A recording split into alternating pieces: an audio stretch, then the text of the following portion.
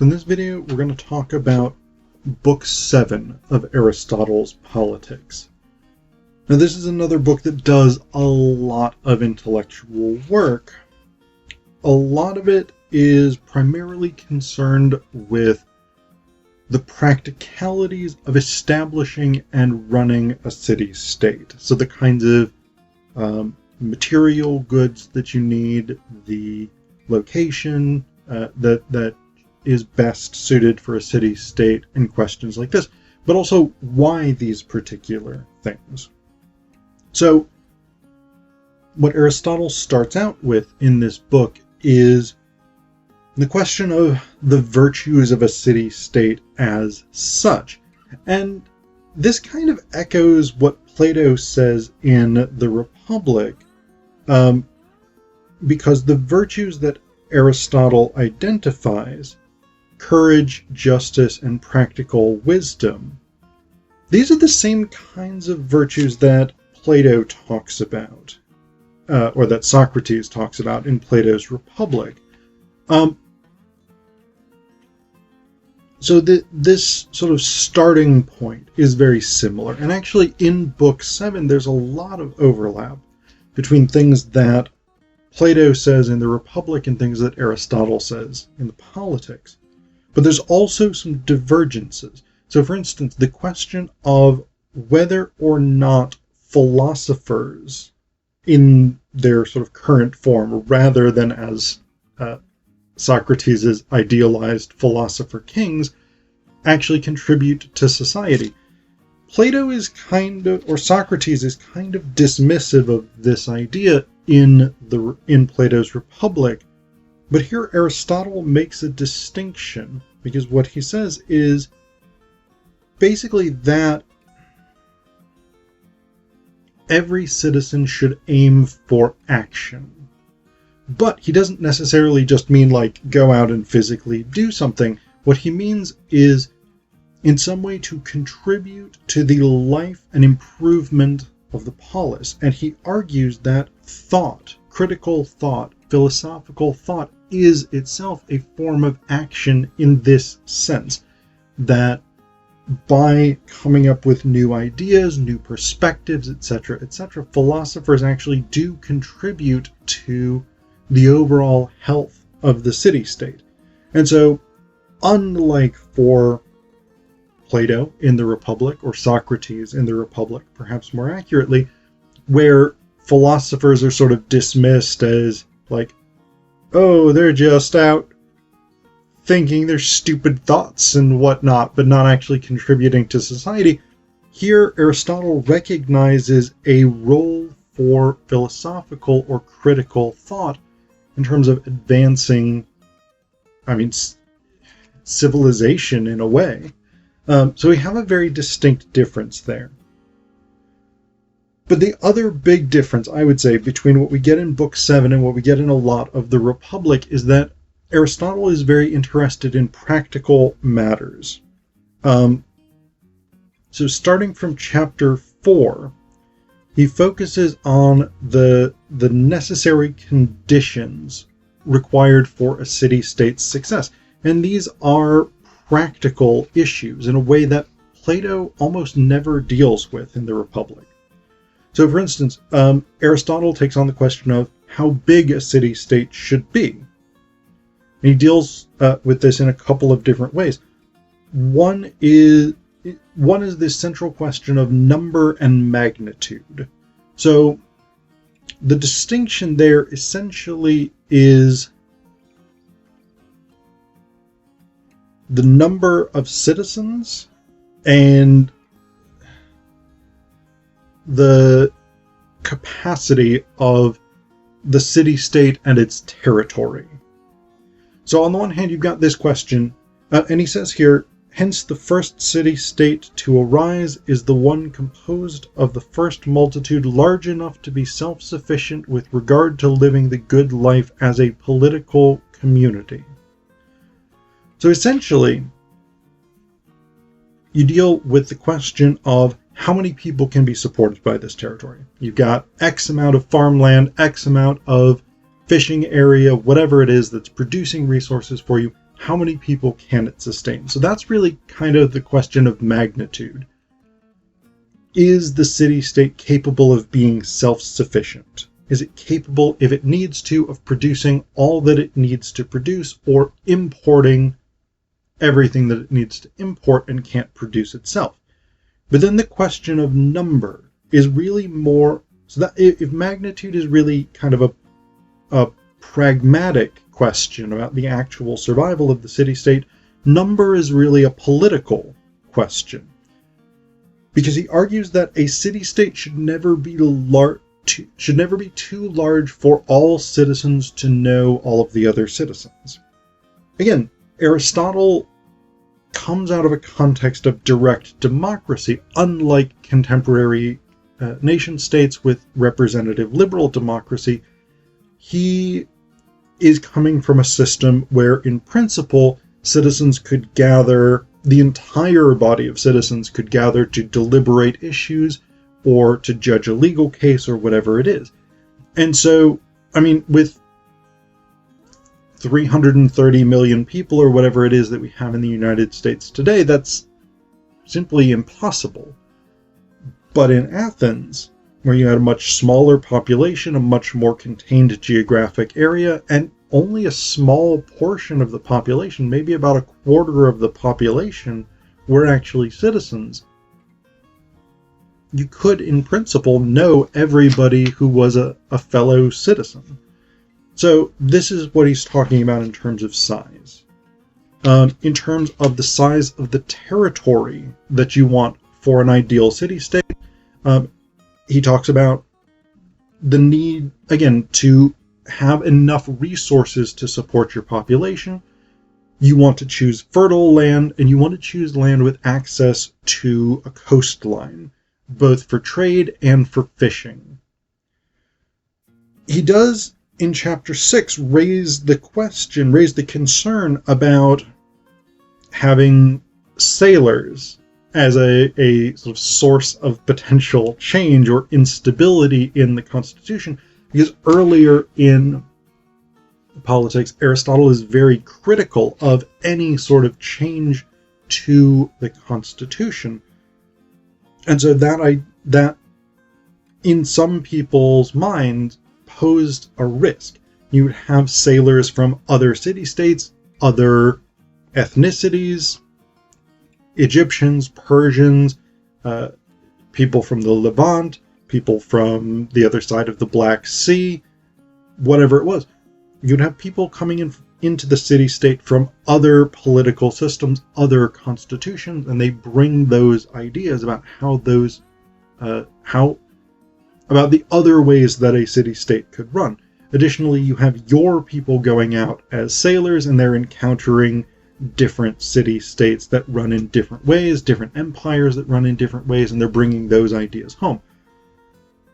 Aristotle argues that the military and economic benefits of having a navy and having a trading fleet, a sort of merchant marine in a way, outweigh any of those risks, especially if your city-state is well governed. Aristotle lays out the key tasks necessary to practically running a city-state. So he says you need food, you need crafts, you need weapons, you need a source of wealth, you need supervision of religious matters, and you need judgment about what is beneficial and what is just. So these are the key things.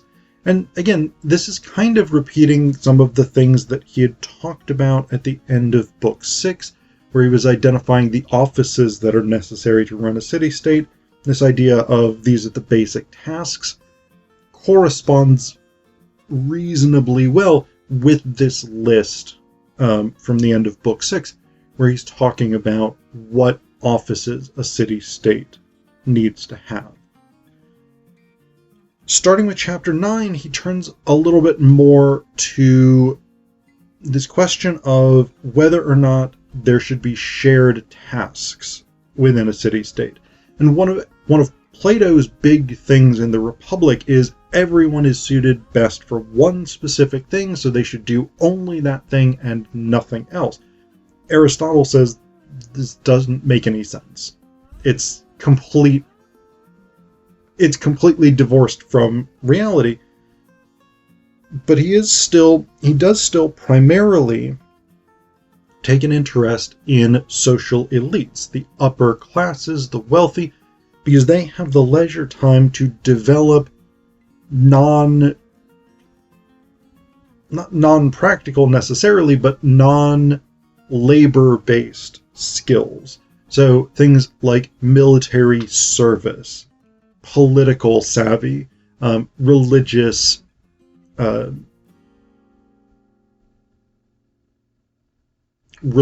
knowledge, religious awareness, whatever it is.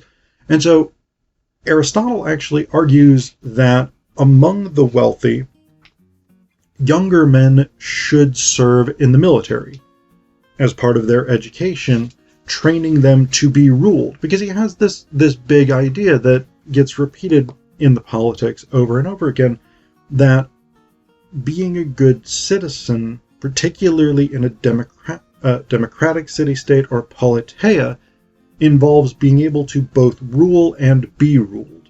So younger men should serve in the military, where they will learn discipline, they will learn to be ruled, etc., etc.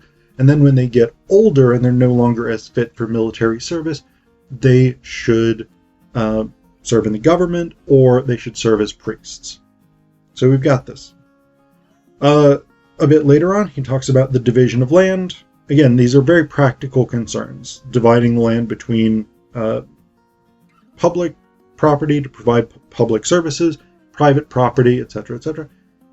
He does say that farmers should be slaves. So this is another problematic area where, like, in ancient Greece, this made sense. Ancient Greece was a slave-holding society, and there was no, or not that much, ethical debate about whether or not slavery as such was acceptable. From our perspective today, where pretty much across the board people tend to say, yeah, slavery is not good, this is another place where Aristotle gets a little uncomfortable for us.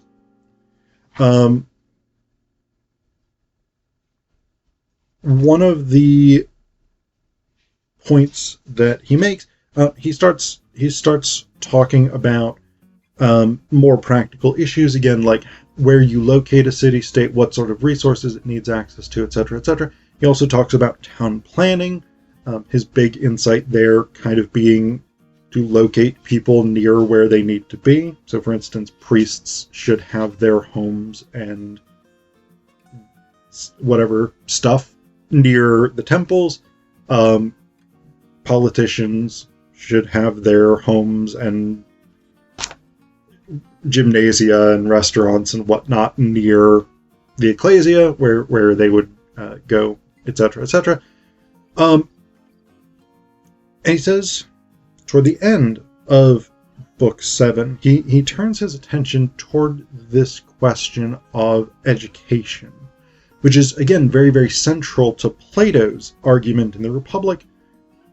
And Aristotle doesn't diverge necessarily that much from what Plato says. He does argue that citizens need to be trained into good citizenship, that it's not inherent in people. And he identifies 3 factors in creating good citizens, or excellent citizens. So that's nature, habit, and reason. Nature is what it is. It's who the person is. Habit is the set of activities, the set of experiences that it's the way that we are trained to approach things, what we are trained to see as norms.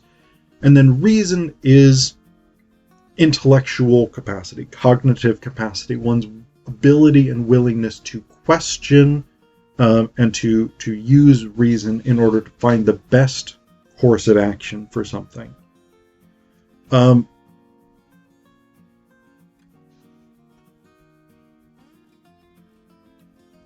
The last bit of Book 7 takes another sort of weird detour.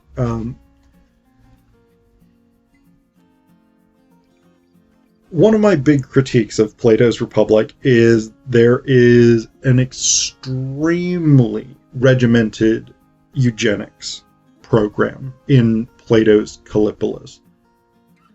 In chapter 16, into 17, but really 16 primarily, Aristotle gets pretty eugenicsy as well.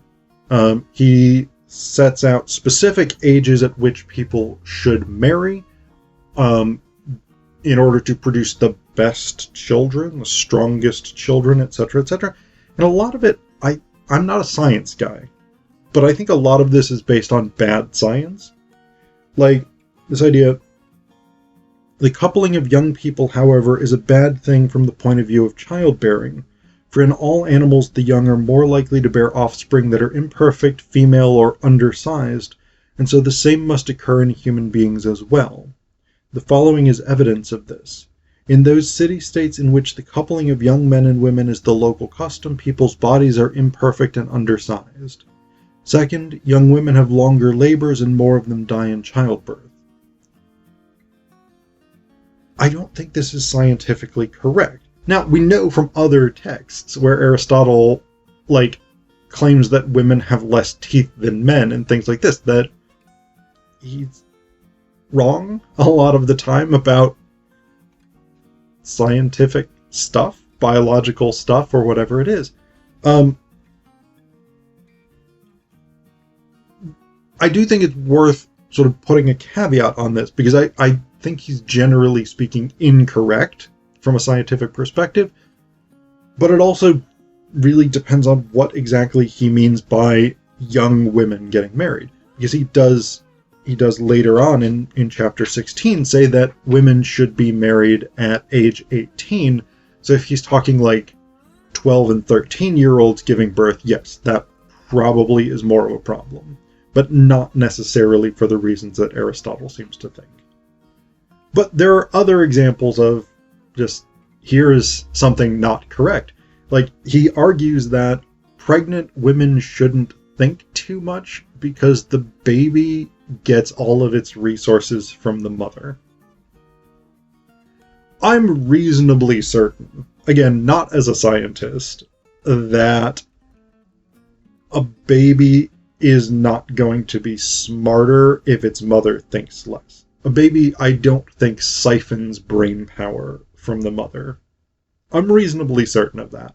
If I'm wrong and you're a scientist and you know better, you can put that in the comments. But I'm reasonably certain that's complete bullshit. And then, of course, following Plato's repugnant example, but also in line with the culture of ancient Greece, Aristotle also endorses infanticide in Book 7. So, fuck that.